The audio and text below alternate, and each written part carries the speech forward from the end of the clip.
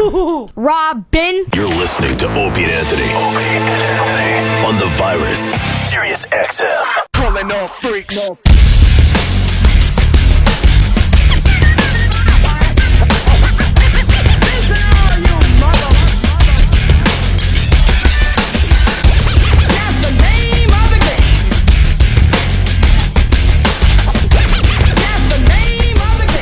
Wow, that was interesting, huh? Hotel Supercar.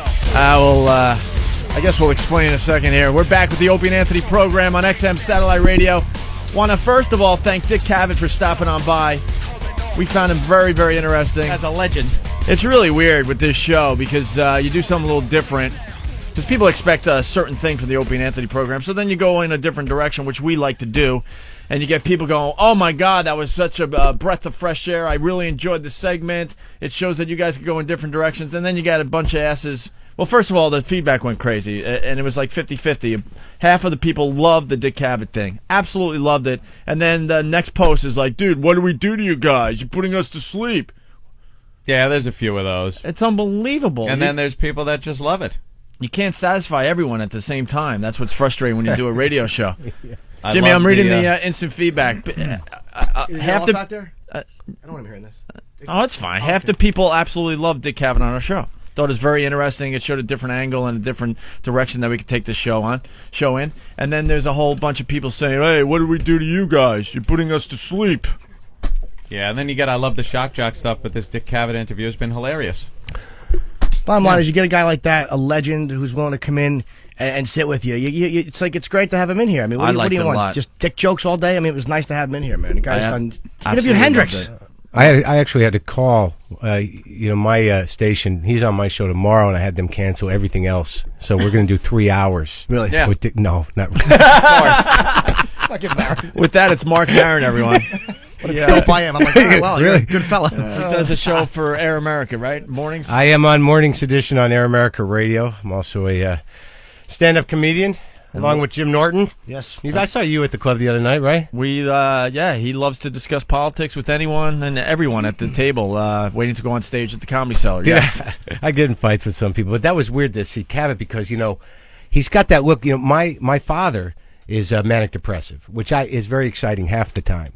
And he got that look. The other half not so exciting. People don't understand depression, but I'll tell you, manic depression, you don't know what it's like to live with a manic. The thrill of the delusional phone call at 3 a.m. with the big plans. My father will call me up 3 a.m. just be like, Marky, wake up. Listen, I got an idea. We're going to open a fucking theme park. What do you think? Like Disneyland, only bigger than Disneyland. It's going to be Marin World. It's going to be great.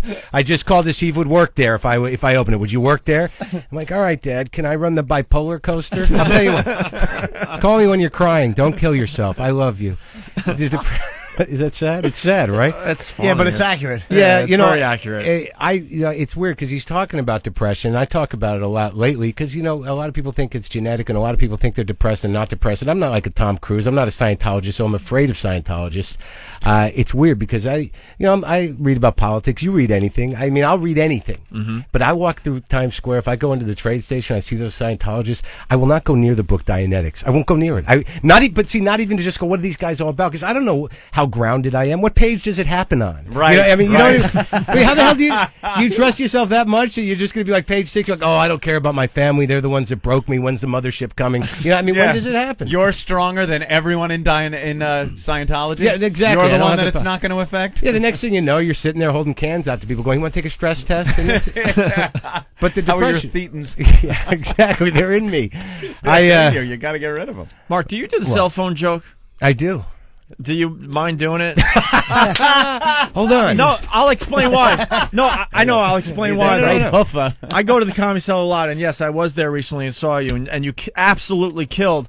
And I was so excited about that joke and a couple others I heard that night. I came right on the show, and I kind of tried to explain it to these guys. And I always do other people's material horribly. I don't give it justice. So now I feel like I have to have you do the joke to save face a little bit. I keep adding on to this. And we don't usually ask comedians to do their jokes, by the way. This is very rare. Right. That's okay. But it was just one of those things. I brought it to the table, and I was so excited to tell it to the guys, and they looked at me like, well, it's like don't ever get on stage, dude. Well, it's weird because now that I'm on the other side of it, because I'm hosting my own show and I have comics on, We really try not to do that. But I know what it feels like to be on both sides of this thing. And there's a couple things I noticed, because there's certain guys, like we do these live remotes now, and when I've actually started setting up a mic separate from sitting down if I have a comic on, because he'll be like, well, where should I sit down or should I not sit down? I'm like, oh, maybe I should stand up and I'll do the interview from there, because they can't help themselves. Right. Like they may not want to do material. Right. Oh, listen, I'm talking about us like I'm a fucking different person. Anyways, you're part of us today. What I'm getting to is, no, I'm not going to do the phone bit. I appreciate. No, I'm kidding. It's okay. I don't blame you if you don't want to. What do you? You know what I mean? Well, anyway, it's weird because we'll have comedians in and they'll remain nameless, but they just say, "Hey, how are you?" And all of a sudden they do 15 minutes of their material, like.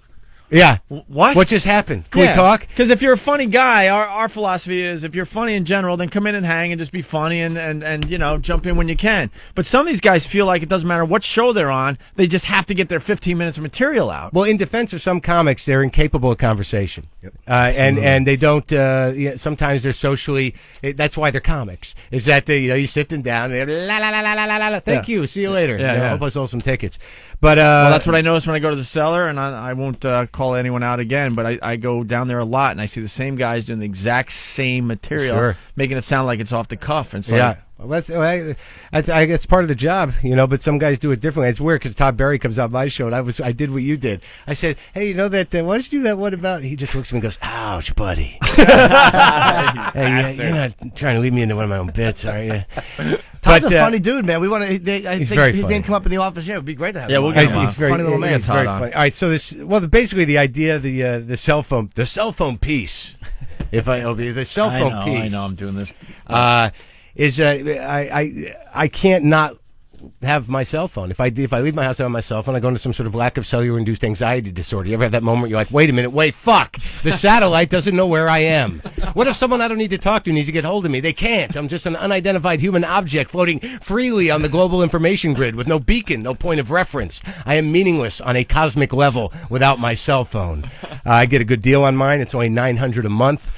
Why do people laugh at that? Well, what is it? $100 a month, or you go 3 calls over, the $300 a call? I don't know. I don't understand my bill. There are 50 pages, 6 columns of numbers. By page 4, I'm like, what the fuck is this? And I have to masturbate to get through the bill because that's what I do when I get uncomfortable and stressed out. I masturbate. It has nothing to do with numbers. But my phone has Bach, Beethoven, Wagner on it. Little snippets of classical genius being heard the way they were meant to be heard on a small handheld communications device hundreds of years after the death of the composer. Have we no respect for genius? Beethoven wrote symphonies to be heard in symphony halls. What do we do with it? Beep, beep, beep, boo. Hey, it's Beethoven. I wonder if he wrote any other songs. And do you think Beethoven had any inkling in even the darkest recesses of his unconscious when he was deaf and sweating over his 5th symphony that one day it would emit from some idiot's pocket, and the response would be, fuck, it's my mom. And isn't that wrong? Am I reading too much into it? I'm not comfortable, I'm not comfortable with technology in general. This is my other fear about the phones, is I don't update mine. Look at this, antique, because I'm an asshole. I just use it to call people. I don't take pictures with it. Do you remember there was a time where you actually remembered your friends' numbers? What a dark period that must have been. Now, if someone asks me my number, I'm like, fuck, I don't know, let me check. If you have a BlackBerry and a cell phone and they're in the same bag and you lose it, you're 2 hours away from digging through garbage cans going, what's my name? Where do I live? But I don't update my technology, and it makes me nervous because I know at some point, I don't even know what this one does. You get the little guidebook, you figure out what you need to do with it. But I'm sure at some point someone's going to come by me like hovering 2 feet off the ground, like flying, literally. And I go, what the fuck is that? And they're just going to go, I don't know, my cell phone does it.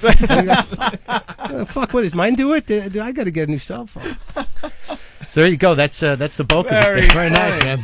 Thank you for doing that for us, sir.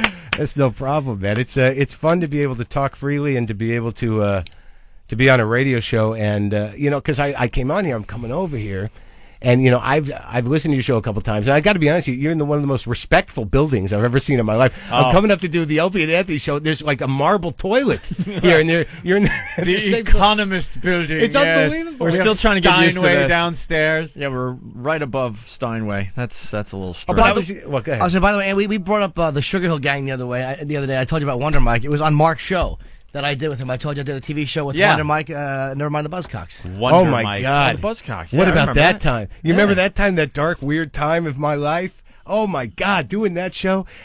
dude, look at me. You know what I do. You know my point of view. How bad was I hurting to do a fucking game show? I mean, you know what I mean? I mean, at what point, it's weird. You go through these periods in your life where you're like, what the fuck am I going to do, man? I'm fucking $15,000 in debt. Where am I going to go? Someone calls up and go, we're going to do a game show.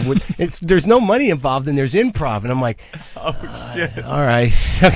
Do the game show. It was completely unsuccessful. They thought it was because of the promotion, but honestly, I was so unhappy inside that I think that came through. I don't think I sold the game show quite right. Did you? How did you feel about it? I don't know. I did it once. I had a good time. I mean, I was on with Coolio and Terry Nunn, and Wonder Mike did something. I don't remember what it was, but I enjoyed it. I mean, I was happy you had me on. I wasn't doing a lot of TV a couple of years ago. Okay, let me put it a different way. You just did it once. Yeah. I did like 14 of them. Maybe I'm being too negative, but I'll tell you something. That's what I was going to get to about depression is that I think a lot of you out there are probably taking medicine you don't need to be on. Here's why. The only difference in a lot of cases between disappointment and depression is your level of commitment to people. So just remember that. If it was like, I just want to be happy, you can't be happy all the time. That doesn't look different than retardation, really.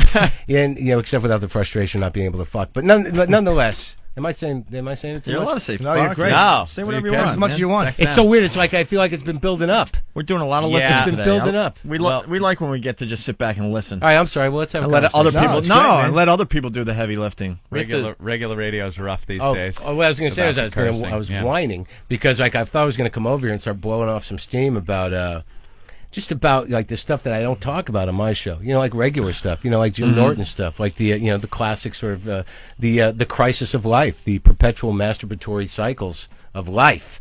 And here I am doing it. Dude, I'm in a horrible depression because Why? I had my dining room painted the wrong color. It's amazing what Is that this a will Jim do. Norton problem?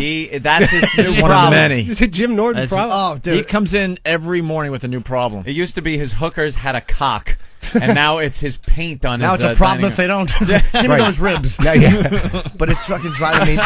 It's driving me nuts, dude. That's It's driving me hilarious. Fucking crazy. What, did you notice it when you're like, banging someone on the table? No, I knew it was done Like, yesterday. This is the right color? Yeah, I knew it yesterday when she was doing it, and I was just, whatever. It's like little shit like that throws you into depression. Hey, I got to back up just a little bit. Supercross guy blew us off. Not blew us off. No, but, he didn't want to wait any longer. He got mad. What is Supercross? well, Am I missing Tyler something? Evans is Motocross? the He star left. of the star of Supercross. Yeah, we were getting back from break. I'm not a sports guy. Dick Cavett was interesting, so we went long with the guy, and then we were going to come back from break and throw Mark in that seat and Supercross guy in that seat and then see what happens, right? And just as we're coming back from break, some hot chick just pokes her head in the door and goes, Bye. "Thank you, Yeah, thank bye, you." thank you," And left. What did with she- this what- attitude and walks out. What did she expect? You expect us to fucking boot Dick Cavett out so a guy who rides a bike can come in and chit chat? Well, I'll get to Are you out of your fucking mind? I'll get to the bottom of this, but Tyler Evans was scheduled for 8 a.m. and he showed up late. He showed up around 9:05, Yes, and it was Dick Cavett's turn. What can I tell you? Barely a real sport. Unless Tyler Evans was scheduled later and we had it wrong, but I don't think so. Even if he was, look, we would have had him in. It would have been great to talk to the guy. But it's not like we're just sitting here, the three of us. It's Dick Cavett. We're not going to boot a guy who interviewed Hendrix and the Rolling Stones, a legend who's been on television. He wrote for fucking Jack Parr. What am I going to ask you? Hey, how did you pop the wheelie? How high did you go? Fucking beat it with that whore. Yeah, Pop the exactly. wheelie. And by the way, Dick Cavett's going to be on my show, Morning Sedition, tomorrow.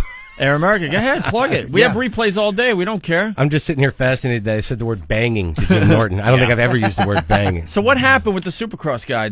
Could someone tell me? He just Hulk? left. Yeah. What On happened? that mic, quickly. Look What out! happened, I think he's Paul? climbing the building on his bike. He wants to make a grand entrance. No, right as we were coming back from commercial, he was already out the door, and the girl came in. She goes, "Thanks for everything," or something like that. And No, she it, took no, off it too. wasn't. Thanks for everything. We didn't do anything for them. It was thanks, goodbye.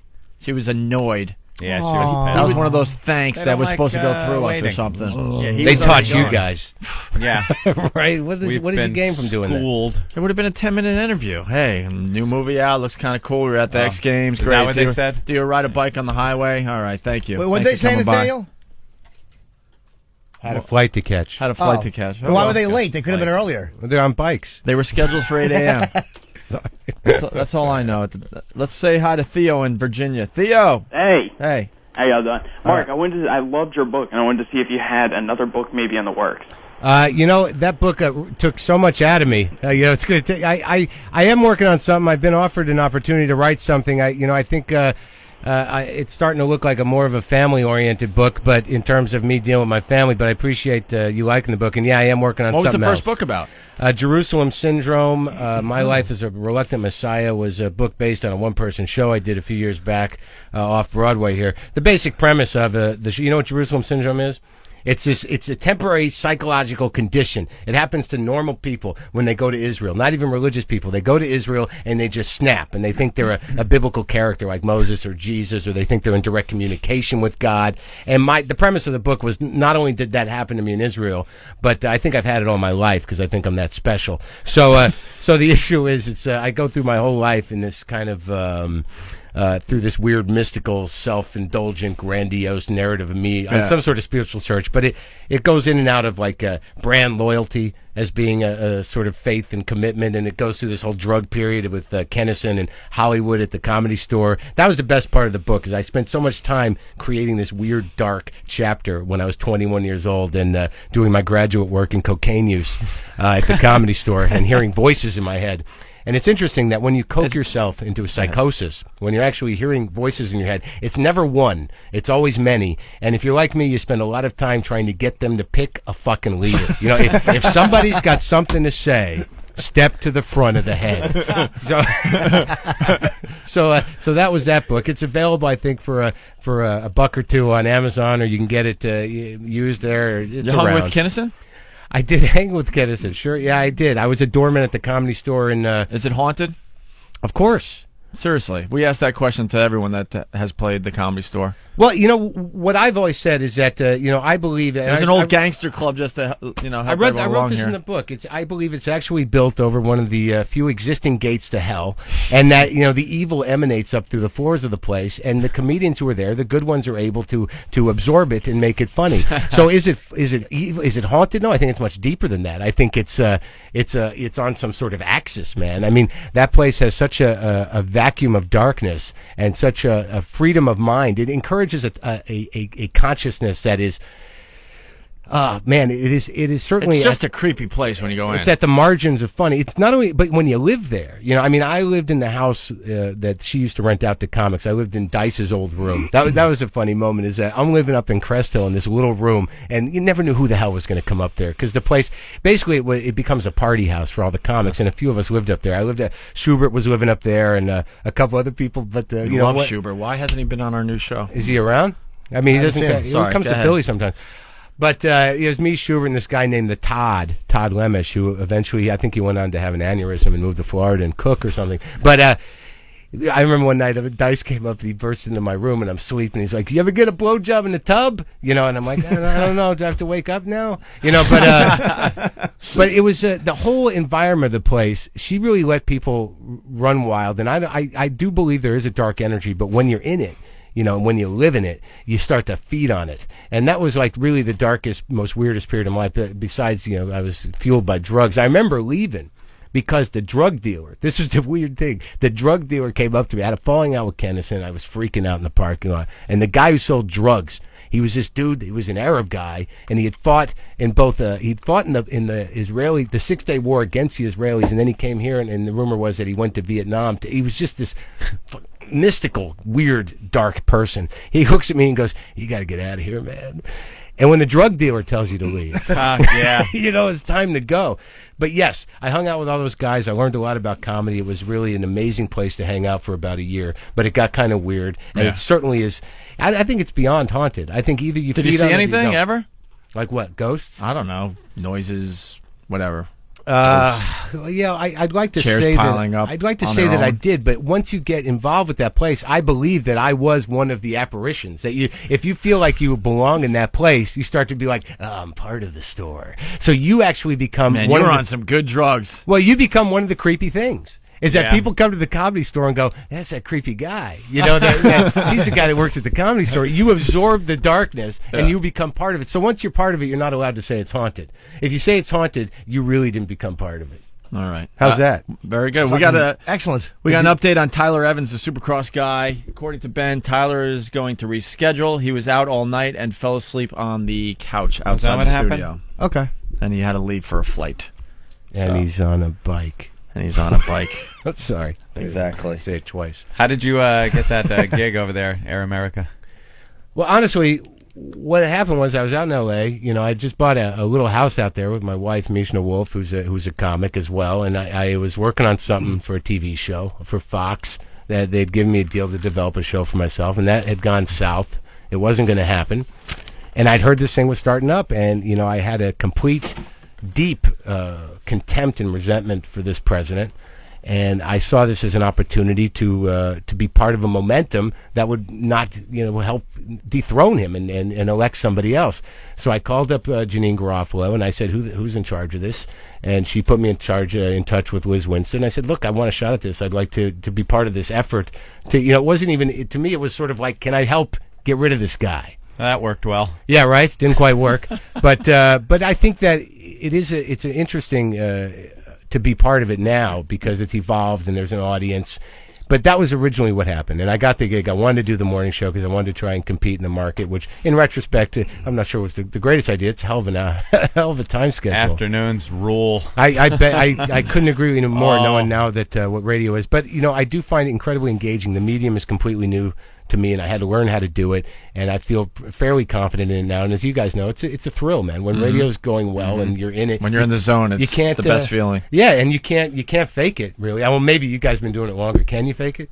After a while, you're phone it in. Oh, yeah. There's things you do. All right. No passion anymore, but yeah, you fake it. All right. Well, that hasn't happened quite yet. So that's how that came about. Oh, it's pretty new. Yeah. You break out old bits and things. Yeah, we know how to stretch things out. They tried left radio for quite a while and just never really panned out. What's different about?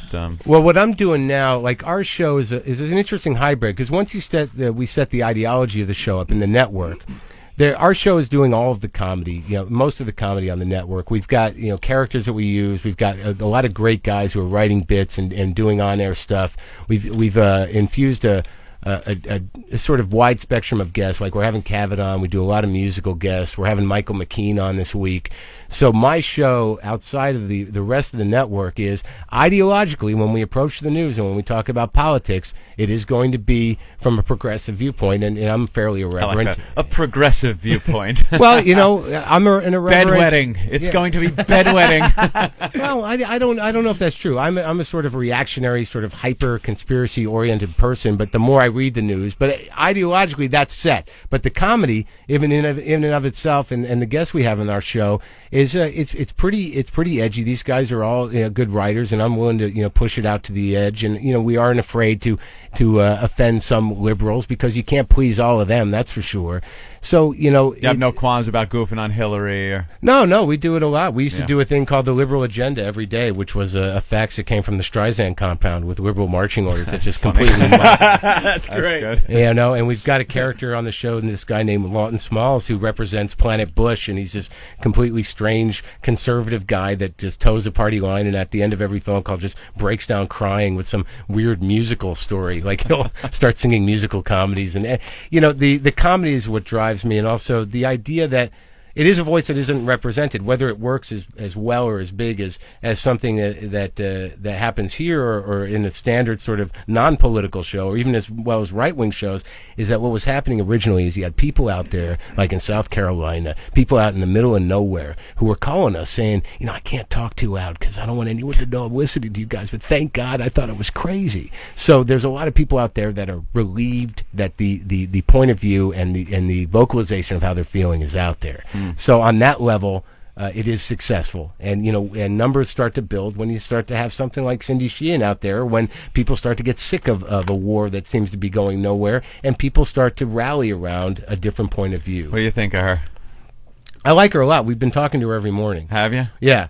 I think that she went out there. I think she was earnest. I think she wasn't going out there to politicize herself. I think she's been sort of carrying this grudge and this grief for a long time. And what's happening around her, I think for a lot of people, is incredibly relieving and fascinating. And I don't think there has been any sort of vocalization from the peace movement since 9/11 because people didn't know how to organize. And this woman has some real grief, and the people that are surrounding her also have some real grief and some real criticism. I think that's given her some leeway. I think a lot of people that would normally just bash the shit out of her have looked, and you kind of feel bad for her because of what happened. Because of her son being killed, I mean. Yeah, whether you're for the war or against it, whatever. It's very hard to take a mother who's lost a son and bash her. Exactly. Thank God. So she's got that going for her, but she comes off as a little kooky. Well, that's okay. I mean, I think she comes off as very open and very, there's a vulnerability to her. I mean, I don't know if it's kooky as much as it is sort of like, she's pretty wide open. I've noticed that in talking to her that, you almost feel like you're talking to a very fragile, vulnerable person. She sounds a little younger than she is. But I think what's interesting is what you were saying. It's galvanizing people that have gut reactions and real emotional problems with the war. And I don't know if so much galvanizing people as just, people are still looking at her, certain people, like just fucking asshole, but you're not vocalizing it as much as if it was, a celebrity again talking about the war. You could just jump on them and say "fuck you," Well, what you're saying support is the country, support the troop. It's very hard to then jump on this woman and bash her. But I only got annoyed when she mentioned Israel and Palestine. Thing. I got a little irritated. Like, that's not the war here. So you lose a son, you can say whatever you want, man. Right. Who am I to fucking tell a mother not to grieve? Exactly, and that's exactly what I'm saying. Who am I to say how a mother should grieve? She wants to fucking stand outside bushes. Yeah, but then doesn't the question really come down to whether or not the question are the people who have died there, the 1,800 plus people who have died there, what are they dying for, and what is the real question there? And if people are disconcerted about the war, I think it is galvanizing, because a lot of people in this country who are liberals, or even people that are conservatives that disagree, are afraid to talk. Because, there are people that are so well fortified with bullshit talking points that will jump down their throat and pummel them just because they're like, yeah, I won that one. It's got nothing to do with real feelings of patriotism or real concern about the country. There are people that just like to pummel liberals because they find it entertaining and because they can. You got to say the liberals are also very, very anxious to pummel the conservatives. I mean, Bush makes a little verbal misstep, and the Times calls him a dummy. Whereas John Kerry, there was one word he couldn't pronounce, and they would call it a verbal tick. I mean, they pound back too. I mean, but that's I understand that, and I'm sure the pounding is mutual. But I think that the game is sort of tilted the other way, and the organization of the pounding and the tone of the media. I am not one who believes that there is a liberal media. I mean, I don't see it. I think there's an irresponsible media and there's a right wing media, and I think that's it. I believe that to be true. So if there is a pounding going on from the liberals, good. Let them do it a little bit. Let them try and get their words through. It's just there is a wall of very organized propaganda that is ready to just devour anybody, and the fact that they can't devour Cindy Sheehan is why it's galvanized. No liberal media, but you got to say, like, maybe not politically, but when you look at something like the way hate crimes are reported in the media, or the way that guy Nick in Bensonhurst is still in jail for what he did, and the way it was front page news. And then when 3 black guys attack a Jew, it's page 17. They were yelling, "Hey, Jew, get out, Jew!" And it was a brutal attack. That is definitely a more of a liberal mentality than it is a conservative mentality, and that kind of permeates the media. I don't know if it permeates the media in terms of, like, I know that a lot of people criticize the media and like CNN and for these people not showing both sides of the war. But I really believe that if they were to really show both sides of the war, it would be much worse than what they're showing. I mean, the media feeds on violence. It feeds on stories that are painful. It feeds on, a lot of things. But I don't necessarily, in a lot of ways, think that it is a political agenda. I think it is an agenda of selling newspapers or selling TV shows. That's what I perceive. So how come the conservative media, like Fox, isn't given the same that same kind of asterisk? Like, they're doing the same thing. I mean, Fox is definitely a conservative slant, and most people don't mind admitting that. Like, yeah, definitely, yeah, it's more right-leaning. Yeah.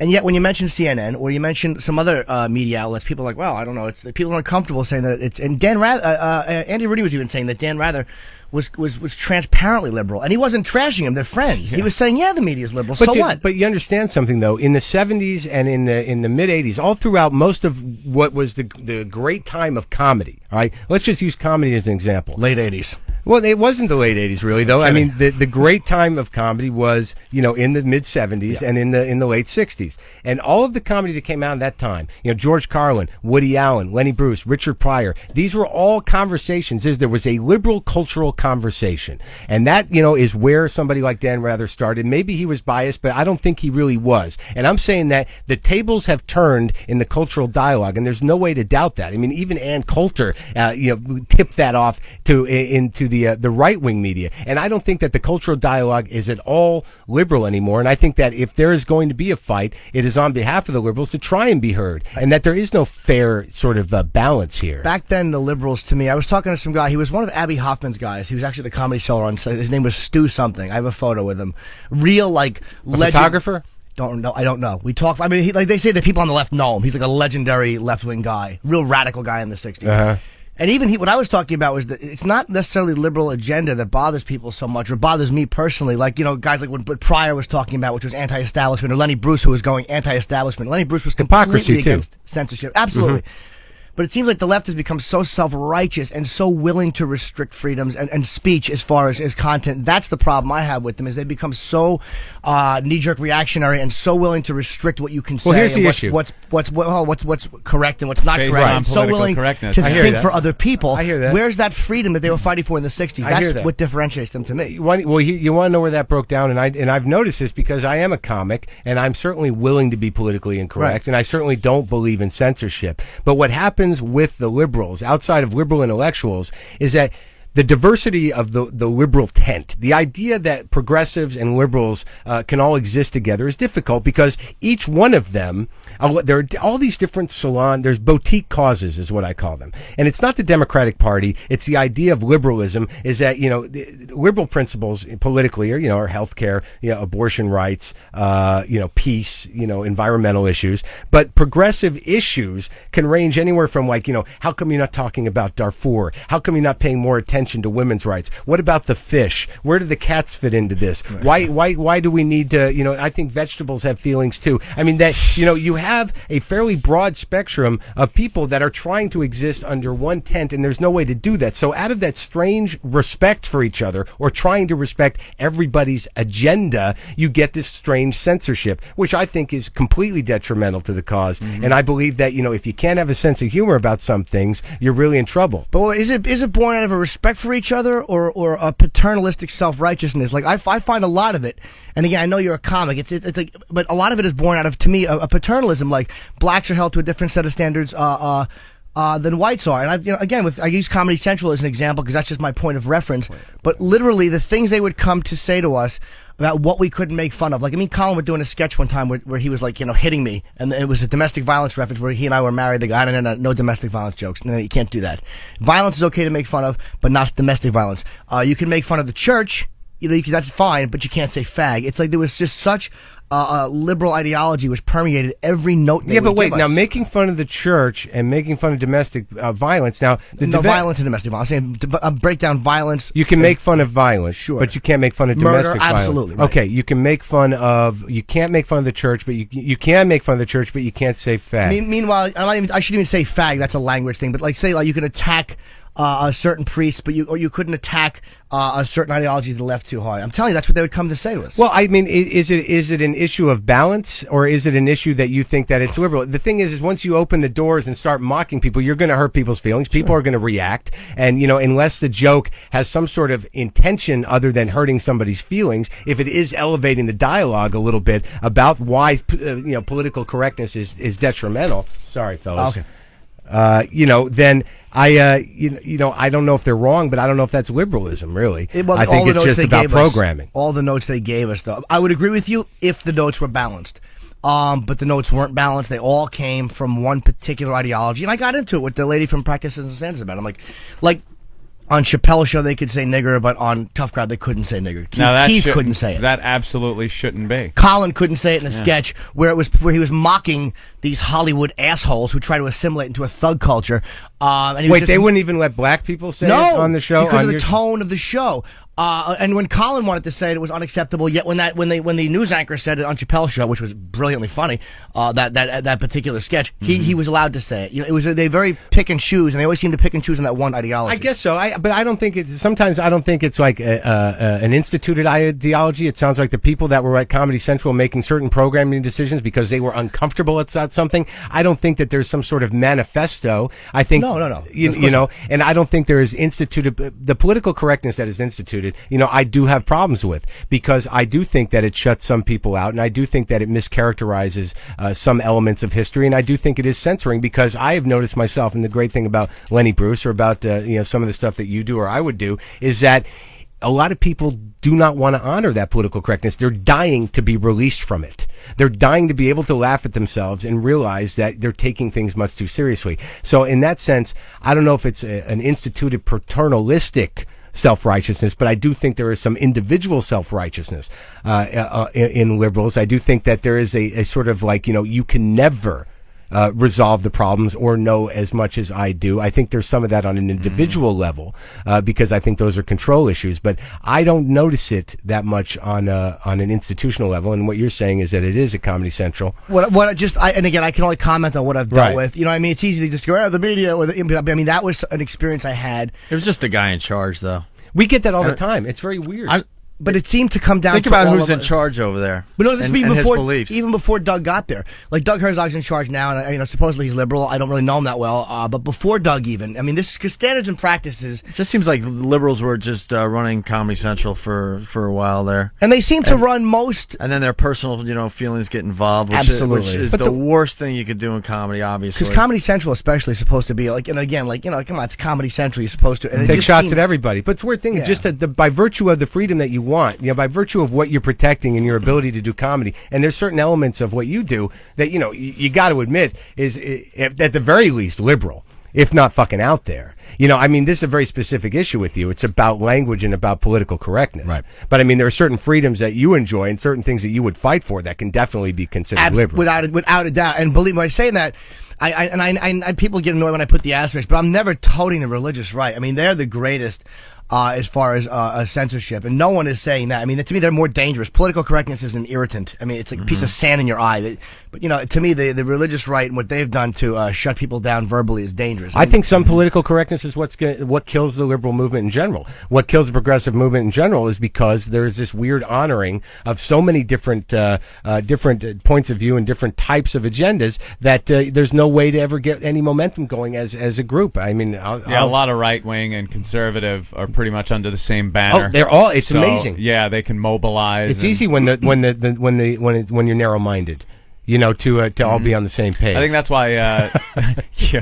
I think that's why right wing radio, has done much better than the left over the years. Yeah, because for some reason, right wing whining is more satisfying in terms of placating people's anger and making them get that weird anger hard. See, now it's not.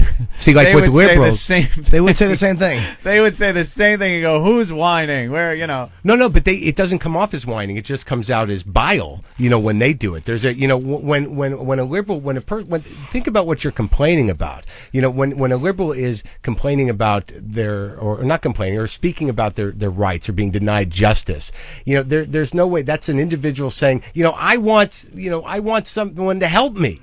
Whereas, most of the time the right is like, fuck that guy. Now, what's really more satisfying? I want someone to help me, or fuck that guy. I like to fuck that exactly. guy. So that's why there's a difference.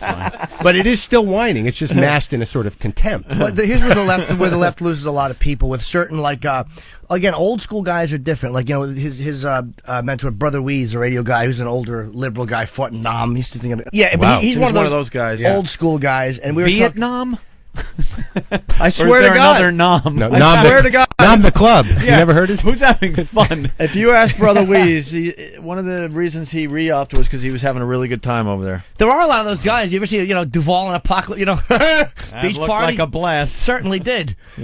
But we were talking about, he's very anti-government. He's anti-war, anti-Bush. Right. Hates him.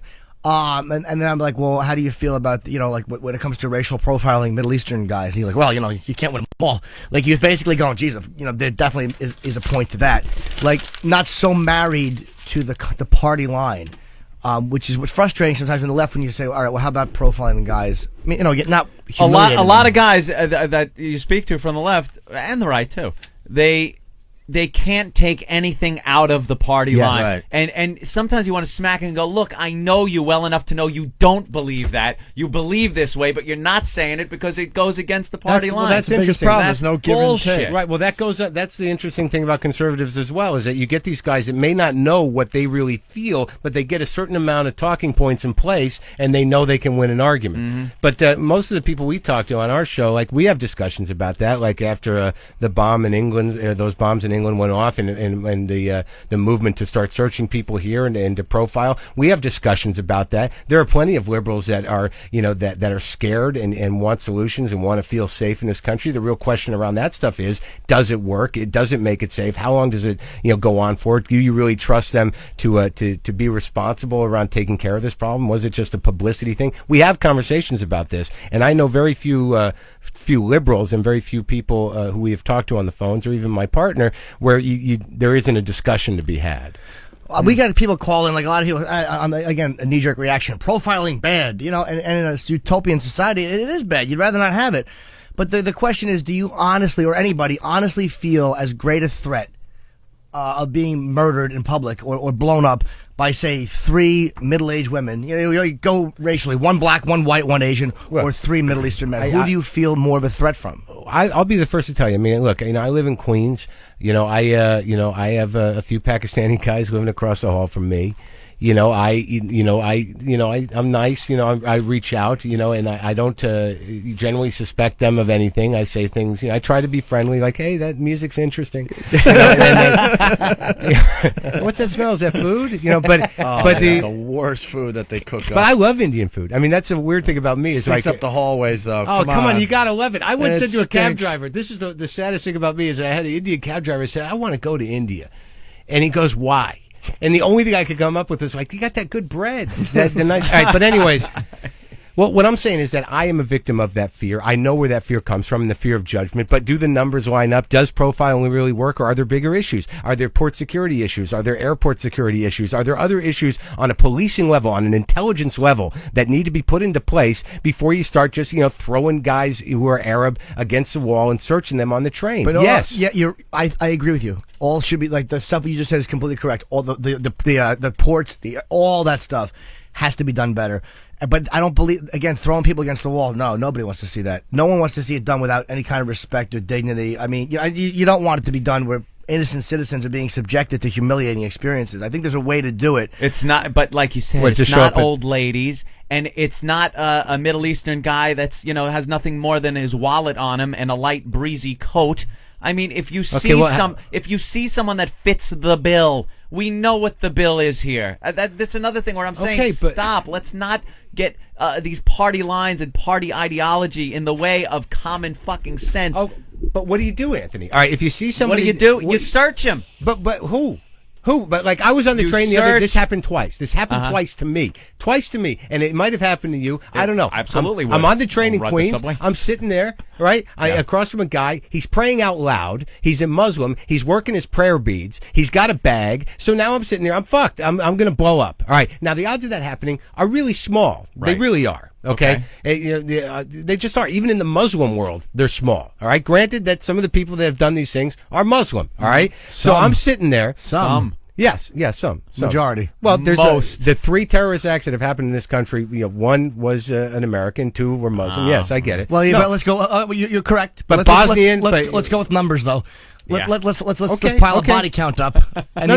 Say it was 4 acts of Okay. terrorism that day, or now it's just 1. No, I get it. Okay. No, I was talking about I was lumping all of 9/11 together, the 95 and then the Oklahoma. And let's go with the year streak that they're on. Yeah. I don't think. What I'm saying is I'm scared, but the truth of the matter is as scared as I was, when you have people, if I can just say, look, we need to stop the train. If you're going to trust me, it's like when they pulled those guys off of that bus down by Times Square because someone at Gray Line says, I got a bad feeling. You can't fucking have that. You can't have you being able to say, just because you're downstairs in the lobby, you can't call the cops and go, hey, I just got a bad feeling about this guy, and have them come and rip someone's car up or throw them down. How the hell are you going to structure this? You're right, but on 9/11, they did have 2 of those guys stopped at security for a reason. There was something about 2 of those guys that they were uncomfortable with, and they did have them stopped at security, and they let them through. And when Richard Reed was boarding American Airlines in, I think it was a Paris flight where he tried to shoe bomb. I mean, again, that's not America, but the agent said there was something about him. I was uncomfortable. He bought the one-way ticket. But again, there's this feeling that I can't embarrass somebody. But who do you trust? I mean, like, it's like that bit I used to do about being searched at the airport. And this is the truth of the matter is that the reason we let them search us is that it's the democratic thing to do. We allow them to search us so the people they are racially profiling don't get uncomfortable. Right? Now, absolutely. All right. So given that, and that's the reality with any search situation. But my fear is that, by and large, racial profiling is not that effective. It isn't. How could it not be effective when you're profiling the very people that are doing because these most things? People don't do it. And what happens is you get people that are living in fear. You get people, it engages in a type of contempt and suspicion that may not necessarily be true. In most cases, if you're going to profile someone, 99% of the time, it ain't the guy. So if you're going to do it 100% of the time and create a world full of fear, distrust, and deny people civil liberties for 99% of the time being wrong, to change a culture like that and live like that, it's not a democracy. It's not freedom. But it doesn't have to go from searching guys that fit the bill to internment camps. It's not. I'm not talking about internment camps. I'm talking a lot of cases. people kind of do that slippery slope thing. But who are you going to trust? Who are you going to trust to make these decisions? What does uncomfortable mean? I trust the cop. I trust the people that are put in place. If he sees somebody that he thinks might be a problem, and again, as long as he's respectful, I trust his instinct more than I trust stupid Bloomberg going, we're not going to look at anybody any differently, and having a 70-year-old woman searched while two Middle Eastern guys will walk on to the train. The whole idea of that is they don't have the money. First of all, it's going to cost $2 million a day in overtime just to get those guys to actually search people, even if they search just Arabs. All right. So the other thing is it was a publicity campaign just to make people nervous, to make people feel safer. And the people that want to do this, if they are out there or whether they're going to be on the trains, you think they give a fuck? You think they're not going to figure out another way to do it? Does the left and the ACLU and everyone else have any options? Any other idea where they're constantly criticizing anything anyone in power wants to do to try to protect the transportation system, the American people, but I never once hear a solution, something that might make us safer. Well, I tell you, I mean, we've been talking about video cameras. There's some people that aren't uncomfortable with video cameras. They seem to be effective in some ways. ACLU's against them. No, I know. Well, the ACLU, the reason that the ACLU, makes a stand and should make a stand and always should make the stand that they have is to provide debate around issues that could cause a slippery slope towards denying people civil liberties for many years to come in taken out of context. If laws are changed and the Constitution is changed, who the hell's to say it's Arabs today, but tomorrow it's chronic masturbators? Who the hell's to say that? If chronic masturbators are a threat to... but who decides that? Who decides it? You know what? I think it's really decided by the public. No, it's not. I think being blown up in a train is dangerous. That's right. And I think everyone would agree with me. There's a lot of people that think gay marriage is dangerous, that masturbating is dangerous. Yeah, but there's enough people to balance it out. You're not going to find people that go, I think blowing up trains is great. That's true. You're not going to find anybody. You're not. This country is based on the balances. But if you change laws... And the gay marriage thing, there are plenty of people against it. But there's plenty of people for it that keep it balanced where you're not really going to... But I think everybody, including the civil libertarians, want this society to be safe. They want police to I don't think so. No, I don't think. I think that's wrong. They're willing to sacrifice that just to make a self-righteous stand on a principle, even if they know. It's a constitutional principle. It's a constitutional principle. It's not a self-righteous principle. What they're trying to do is protect the future of democracy on a constitutional level. The guy said, one of the senators said after 9/11, the Constitution is not a suicide pact. We've never in this country, to my knowledge, had, at least with technology the way it is, a group infiltrating and behaving as citizens and working among us as citizens for the sole purpose of murdering us. Whereas Japanese internment camps, terrible because these citizens have done nothing wrong. Right. This is a situation where they're using this to assimilate it to society, to get people comfortable, where they can comfortably move about and then commit a murder like on the 3,000 person scale. Wait, but I believe, as I said before, that the ACLU and Civil Liberties Union are fighting for constitutional ideas in order to protect us in the future. Now, I think that most of the legislation that's going to go on around this, not unlike England, that if some of this stuff is done on a law enforcement level and these things are done and people are doing their jobs investigating and making intelligence communities communicate, if the FBI and the CIA are communicating with the ML5, and these things start to work in a way that isn't competitive, that we might have a shot at this as people in the world that live in fear. If intelligence communities and law enforcement communities communicate with each other and created technology that would make their job be more effective, that isn't completely intrusive, I think there is a middle way. But Mark, I agree with you. But what is that technology when the ACLU fights cameras being in the street? When you have technology that makes it easy, cameras in the street, that's infringing on civil liberties. I don't think anyone's fighting cameras in the train. The civil libertarians are fighting.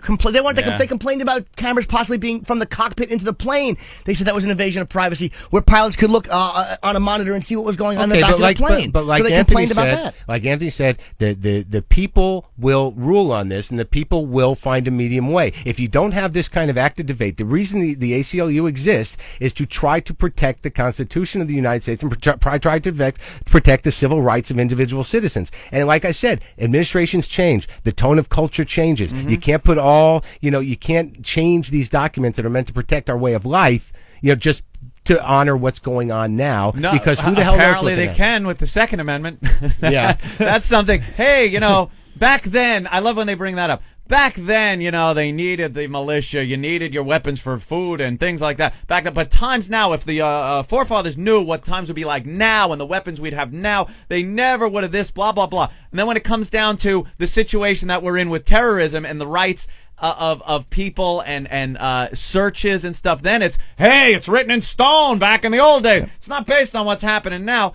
It's just hypocrisy. Really on behalf of the ACLU. In this particular case, ACLU and the left. Well, I don't think you can lump all the left together. There are plenty of people that are, consider themselves progressives, that consider themselves liberals, that own guns, that believe in safety, that believe in a lot of things that are constitutional, that is one of the issues within the left that is not set in stone. And I think characterizing the left, it's a lot easier to characterize the right and the religious right as having specific ideals. But the interesting thing about the left is that you've got plenty of people that are progressive yet believe in some of the same things that you're talking about. We got 2 minutes left. All right. The computer cuts us off. That's the. I'm good. I feel all right. You? Mark is battling. I love this. Just hanging in there. Will the left and right ever get along? Yeah. Yeah, we do meet on certain areas. Yeah. Al Goldstein was once considered the left. Yeah. We pull trains together. If a guy's banging a girl and she wants to blow me, I don't care who he voted for. I'll high five her over her half passed out back. Well, this was definitely a very interesting show today. So you guys are on when, man? You're on 6 to 10 every day? 6 to 9 in the morning every day. Okay. We're on XM, and we're also on XM 167. We're on 1190 AM here in Manhattan. Yes. Thanks, you guys. I had a great time. That was great, man. Yeah. Absolutely. And tomorrow, Dick Cavett will be on my show. Edition. Yeah. Who's on the show with you? Just you? Me, myself, and Mark Riley is my co-host, and we're going to have Michael McKean is going to be on. Bob Balaban is going to come on. We're going to talk to Cindy Sheehan as well, as we are every day that she's out there. Cool. Very cool. All right, we're looking for interns for the fall. A lot of requirements, whatever. Just if you're interested in an internship, you can email internships@xmradio.com.